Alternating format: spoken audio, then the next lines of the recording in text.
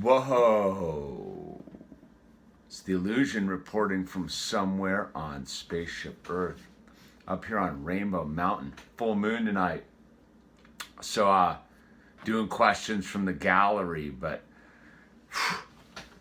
man, I was out, so if you're following the garden, we have the big earwigs. It's earwig time. So I'm out there with the diatomaceous earth, you know, because it's a non-toxic way to get rid of the earwigs and those kind of bugs, because they're already chowing on my tomato plants and stuff, and I haven't even got my garden going. So I was putting down the diatomaceous earth.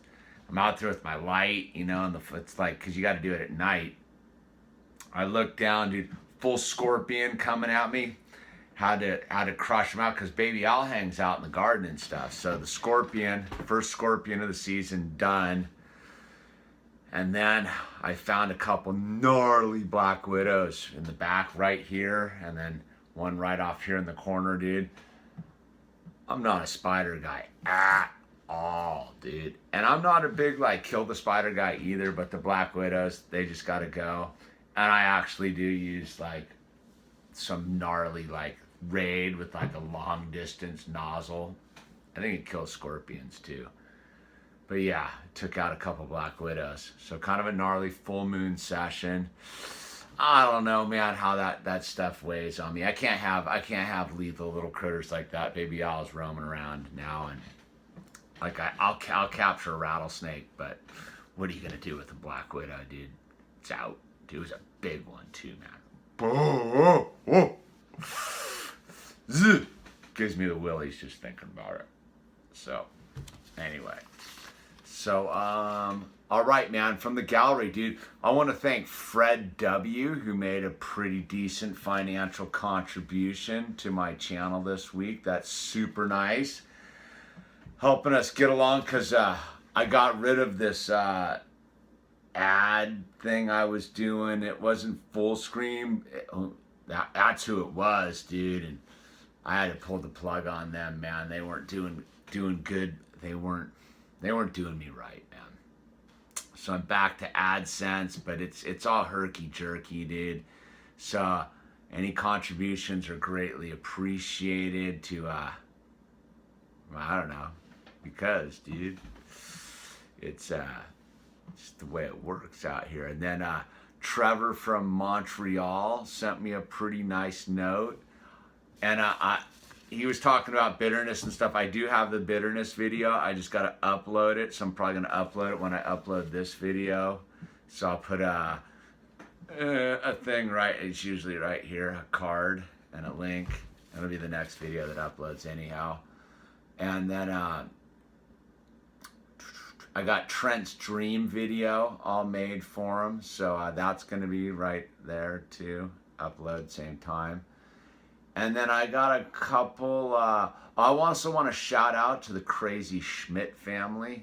Welcome aboard, High Frequency Tribe members who have joined the team here. And a longtime viewer, Marcus, from German European surfer. I don't know if he's actually German or just lives out there, but sent me some pretty cool pictures of surfing up in Finland and stuff, in Sweden. It's kind of cool. But so he was asking me about ego and surfing, and that kind of ties into Kyle asked me about earthquakes and surfing. So we'll take care of the kind of the surfing thing.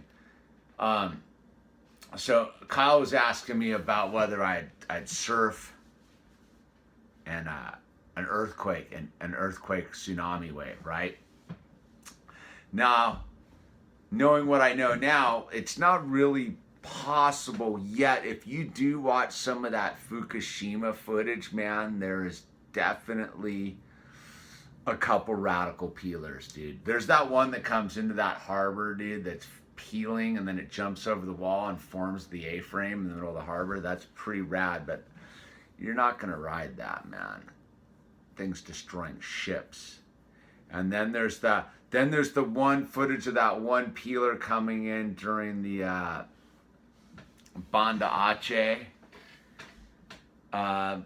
tsunami event, man, again, you're not riding that thing. But look, man, I don't know. It like there was that wave, like the one from, was it the Fukushima one came down the coast, and you did see a surge. I remember seeing the video of the surge inside the Santa Cruz harbor mouth. Wasn't surfable or anything. And he was saying like if you surfed asking if you surfed a earthquake related wave and you knew that people had died, would you feel bad? And man, people die to fill my gas tank, dude. Right? I go surfing all the time in a car with a gas tank that resulted probably in a country being rebelized. So, no. It's pretty cold of me on that level, but I think, I think that's what we're facing is the harsh reality of that as much as we want to blame people for everything, that we have to take, we're participating in it, whether we like it or not. Like, you may be living in North America, and you might not actually be the one rebelizing the country, like with the button or the airplane or the shooting the missiles or whatever, but ultimately you're tacitly part of it. We all bear some responsibility, but that's not even about surfing. But I'm just saying it's that sort of weird esoteric thing, dude. Like, if it wasn't the splash of a dead body making the wave, dude, right in front of me, I don't even know, dude. But that kind of gets me to Marcus and ego and surfing. And he was basically saying that, when we're like as surfers, like if we miss a really good day of surfing because we got to go work or do something else, like it basically puts a bad vibe on the day, dude. Like there's nothing worse than knowing you're missing perfectly good surf. And the ego in surfing, yeah, it's a pretty heavy duty reality because it's counter to what surfing's supposed to be. It's supposed to be this like holistic, hippy dippy activity, but it's all ego based. And I've made a number of videos about surfing and the ego. I'll probably make a number more because it's one of my hang-ups in life, man. It's tough. Yeah, I know. I'm not fully evolved. I'm fully attached to surfing. Kind of radical. It's all just so radical, the whole thing, dude. I don't know, man. I was just off killing bugs, dude. So yeah. Would I go? Yeah, see, I'm not one of those. I'm not all like weird like that. I don't. Maybe I'm a psychopath, but I'm not, man. I fully have compassion for people and empathy.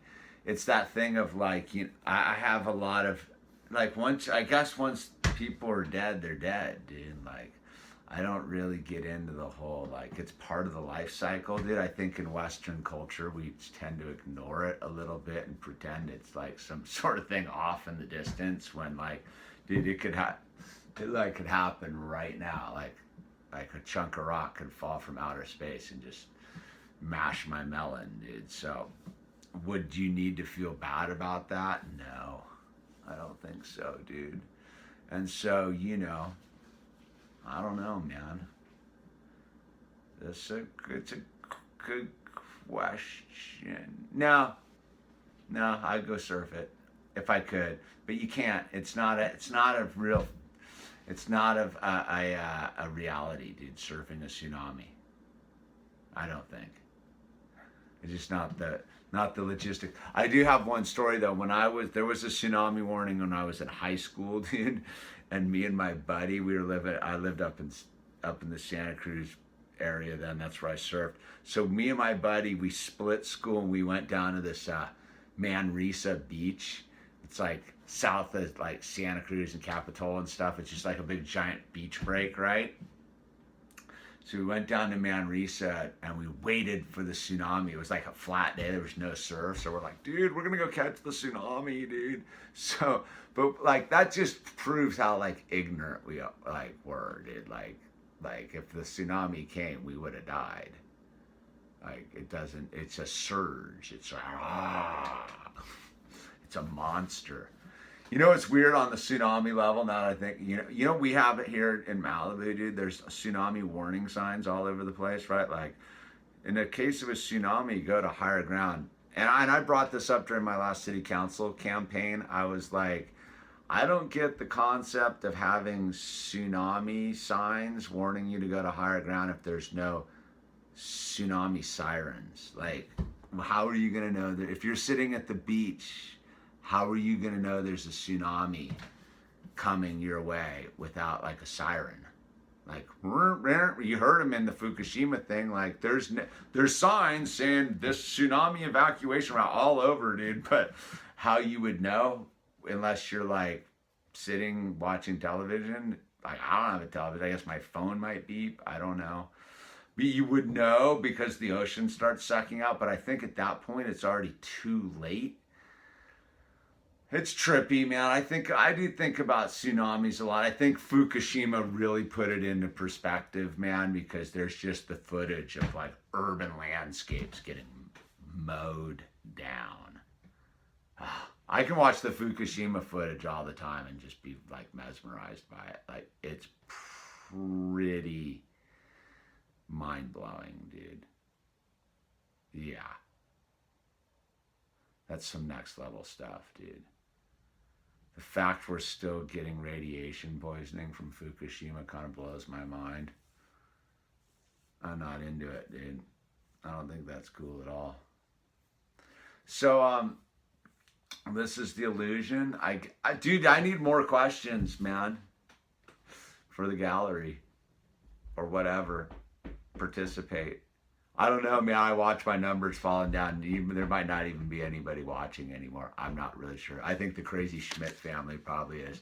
And Marcus and Kyle, 5 people. Fred W is, dude. Fred actually is like sending money, dude. So, hey, man, do what Fred does. Send some money. Links down below. Get the word out. Subscribe. We're going through a growth spurt transition phase type of thing right now. I've been doing this thing for almost 7 years, man. That's trippy. Think about that for a second. I've been making YouTube videos for 7 years. 7 years of my life is on YouTube. 1,260 videos at this point. It's pretty radical, man, if you think about it, dude. For those who have been with me the whole journey, there's some people that have been with me from the jump street, dude. I think that's pretty rad. Fred's been with me for a long time, dude. So's Joseph. Marcus has been with me for a real long time too, man. I love it. The Schmidt family just came on board like a month ago, dude. So, we're the high frequency tribe, dude. We're just doing our very best to keep a smile on our face and live our life to the fullest right here, right now. This is the illusion. Yeah.